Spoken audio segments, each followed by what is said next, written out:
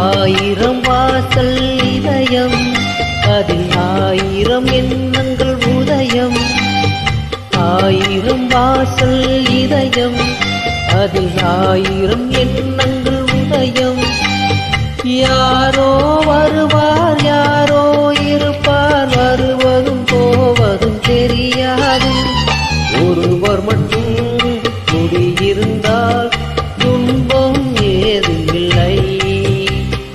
ஒன்றிருக்க ஒன்று வந்தால் என்றும் அமைதியில்லை.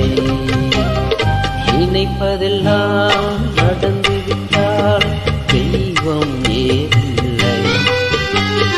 நடந்ததையே நினைத்திருந்தால் அமைதி என்றுமில்லை.